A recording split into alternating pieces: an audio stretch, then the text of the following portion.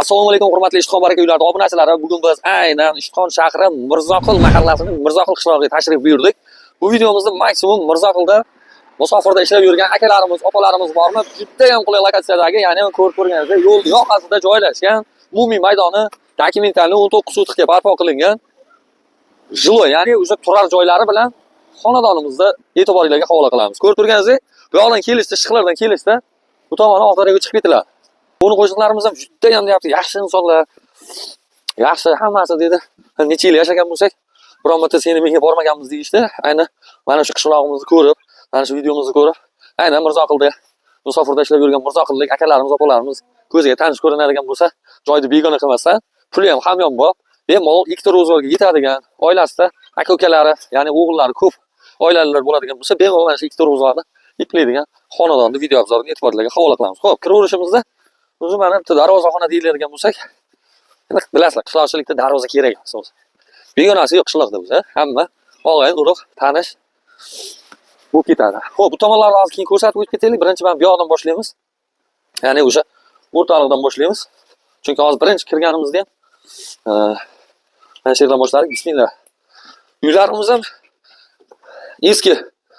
Bu tomon eski imorat ekan, lekin eski imorat deganda qanday? Eski emas. Teraska qismi bemalol mana shu yerga kelin tushirganmiz. Yaxshi bir to'y hashamlar qilganmiz shu uyda deyishyapti. Menimcha zo'r. Yashasa bo'ladi. Hozir kecha kunduzda endi bu yerda chiroq yo'q ekan. Bu endi mehmonxonasi bo'lsa kerak. Va gilamlar qoladi deyapti. Gilamlar tashab ketilar ekan, spesial o'sha shu yerga moslashtirilgan. Mana aka, kelin kuyovlarimizga bemalol ikkita xonasi bor ekan. Mana bu yoqda spalni bor ekan. Gaz pazlarda, o'tinlarda sharoitini qilib qo'ysangiz yoki turk plitami, issiqqina joy. Kichkina hajmdagi uylar ekan, tez isiydi. Bunaqangi uylar. Endi tashqarini ko'rsatib o'tamiz. Daniz tagiga bu yoqlarni yopib borsangiz, bitta chorpa sel kirib ketar ekan. Mana oshxonamiz ham deyarli tayyor ekan. Mana bu yerga pechka o'rnatib qo'yasiz. Oshxona ham bu yerda lampochkasi yo'q ekan, uzr. Mana yorug'ligini ko'rsatib o'taylik.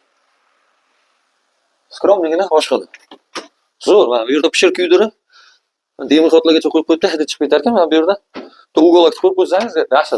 Proyektini yaxshi qilib qo'yibdi, lekin birinchi korpus deylik. Birinchi korpusga shunday tashrif buyursak, bu tomonimiz ham umumiy 3 xonadan iborat. Ya'ni bu yerda ham bitta xo'jalik, ya'ni bu tomonga bitta xo'jalik, bu tomonga ham bemalol ikkita aka-uka talashmay, tortishmay yashaydigan joy ekan, men aytib o'tganda. Xo'p, bu tomonimizda pol qismlari, patolog qismi bor ekan, pol qismlari tayyor emas ekan. Bemalol olgandan keyin o'zlari dedi, chiroyli qilib bezatib oladi. Ya'ni o'sha yo'q-yo'q to'g'rilaveradi. Bu yoqda ham ko'rib turganingizdek bitta xona. Men to'g'risi bu yerga kelganimda uyni imoratni zo'rlariga ham kirdik, yaxshi uylarga ham kirdik, chotki joylarda ham reklamasini oldik, lekin aynan bu yerga kirdik, uncha bunaqa hashamatli koshona bo'lmasa ham qanaqadir mana shu aynan mana shu uyda fayzi o'zgacha ekan. To'g'risi, bu realni maqtashamiz.